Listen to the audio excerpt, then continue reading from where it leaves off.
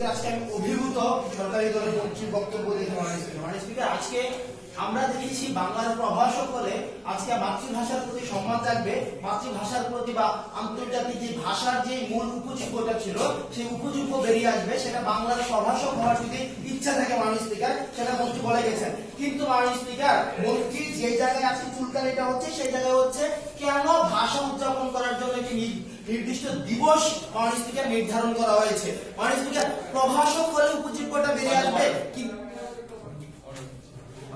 আমাদের বক্তব্যের কোনো জায়গায় ছিল না যে একটা নির্দিষ্ট দিনকে কেন উদযাপনের জন্য নির্দিষ্ট করে দেওয়া হবে, সে জায়গায় আমাদের কোনো চুলকানি ছিল না।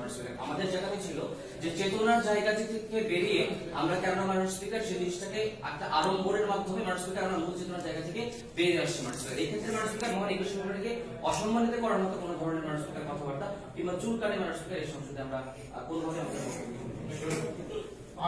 আমি তাদের স্ট্যান্ড পয়েন্টের বাইরে গিয়ে কোনো কথা বলে আমি ব্যাখ্যায় বলেছি বাংলা প্রভাষক হইলে আমাদের ভাষার কথা বলেন আগ্রহ আর তাদের দিবসের কথা কেনই বা আমরা একটি নির্দিষ্ট দিবসে পালন করব, সেটা কেন বাকি 364 দিন তাদের ব্যাখ্যায় কিন্তু এই ধরনের যুক্তি এসেছে। কেন আমরা বাকি 364 দিন করবো না, কেন আমরা একটি নির্দিষ্ট দিনে এই পাঞ্জাবি করবো, কেন আমরা একটি নির্দিষ্ট দিনে শুভবার্তা দিব, এই ধরনের একটা বিষয় এসেছে। সেটা আমি সাংবিধানিকভাবে পরবর্তী গৃহীত হলো আপনি আপনার বক্তব্য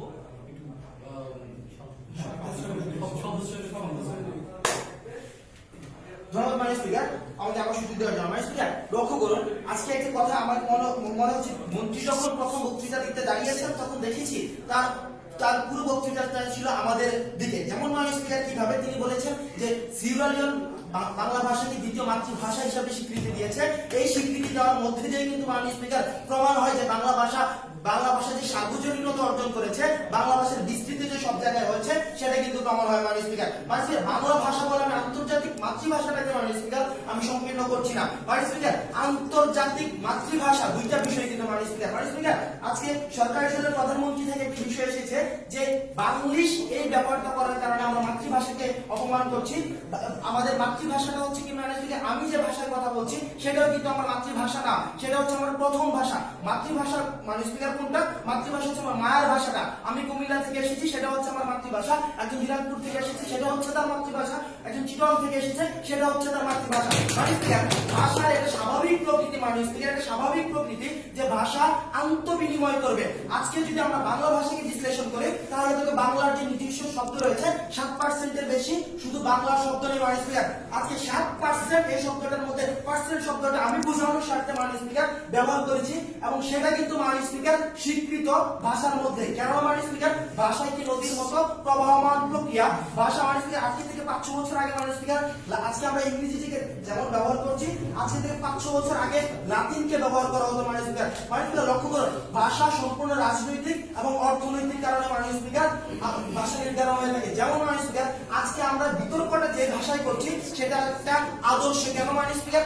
আজকে দেখা যাচ্ছে শিক্ষিত বাংলাদেশের যে শিক্ষিত শ্রেণীটা, এই শিক্ষিত শ্রেণী আজকে আমি যে ভাষায় কথা বলছি, যেভাবে আমি বাক্য বিনিময় করছি সে ভাষায় বাক্য বিনিময় করে বিদায় মাননীয় স্পিকার আজকে এটাই হচ্ছে আদর্শ মানদণ্ড মাননীয় স্পিকার। মাননীয় স্পিকার চিটগংয়ের একজন রাজনৈতিক প্রভাবশালী ব্যক্তি বা অর্থনৈতিক প্রভাবশালী ব্যক্তি যদি আজকে তার ভাষায় মাননীয় স্পিকার বাক্য বিনিময় করতো, চিটগংয়েরটাই হতো মাননীয় স্পিকার আজকে আদর্শ ভাষা মাননীয় স্পিকার। মাননীয় স্পিকার এখানে প্রভাবের যে বিষয়টা, সেই প্রভাবের বিষয়টা কিন্তু থেকে থাকে। আজকে আন্তর্জাতিক মাতৃভাষা বলতে মাননীয় স্পিকার বাংলার যে সর্বজনীনতা এবং বাংলার যে উপযোগিতা রয়েছে সেটা ইতিমধ্যে আমার দলের প্রথম বক্তা দেখিয়েছেন। আমি মাননীয় স্পিকার আইনটি বিস্তৃত করছি মাননীয় স্পিকার। মাননীয় স্পিকার বাংলার যে উপযোগিতা মাননীয় স্পিকার, মাননীয় স্পিকার আজকে হাইকোর্টের যে রায় দেওয়া হয় যে গত 5 বছর আগে রায় দেওয়া হয়েছে যে সর্ব জায়গায় সর্বক্ষেত্রে বাংলা ভাষার ব্যবহারটাকে বাড়ানোর জন্য, এই রায় দেওয়ার মধ্যেও কিন্তু প্রমাণ হয় যে ভাষার যে সর্বজনীনতা স্বীকৃতি হয়েছে মাননীয় স্পিকার। মাননীয় স্পিকার আজকে যখন একটা কোকা-কোলার 250 গ্রামের 500 গ্রামের একটা আপনি মাননীয় স্পিকার একটা বোতল কিনবেন, সেই জায়গায় আমি গ্রুপ করে চেয়ে নেব। যে প্রশ্ন দিব আপনি মনে করেন যে আপনার কাছে কোনটি গুরুত্বপূর্ণ, যে আদালতের রায় দেওয়া নাকি সেই রায়টার সঠিক বাস্তবায়ন হওয়া? রায় দেওয়ার মাধ্যমে কি আপনি বলেন সেটি স্বীকৃত হয়ে গেল? আজকে আমি বলেছি যে মাননীয় স্পিকার আমি ইতিমধ্যে বলেছি ভাষা একটি প্রবাহমান প্রক্রিয়া। আমরা বিভিন্ন দেশের ভাষা আমি ব্যবহার করব, আমার ভাষা বিদেশে ব্যবহার করবে, সেটা হচ্ছে ভাষার স্বাভাবিক রীতি মাননীয় স্পিকার। সুতরাং সেই ক্ষেত্রে দেখা যায় যে আজকে যে আদালতের রায়টা দেওয়া হচ্ছে সেটা বাস্তবায়ন হচ্ছে মাননীয় স্পিকার।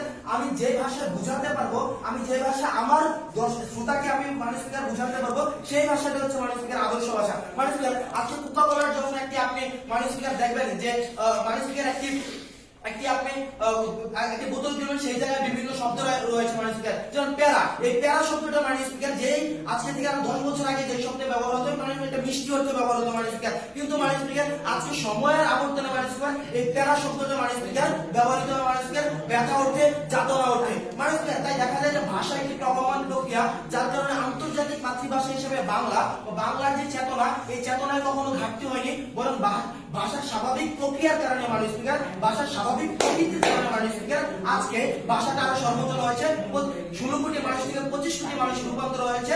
আজকে মাননীয় স্পিকার আন্তর্জাতিক জাতিসংঘে মাননীয় স্পিকার সেটা দাপ্তরিক ভাষা হিসেবে মাননীয় স্পিকার স্বীকৃতি হওয়ার দাবি রাখছে মাননীয় স্পিকার। তাই আজকে বলছি এই সংসদে সরকার কর্তৃক উত্থাপিত বিষয়টি পাশ হওয়ার কোনো রকম যুক্তিকতা রাখে না। ধন্যবাদ মাননীয় সভাপতি, ধন্যবাদ।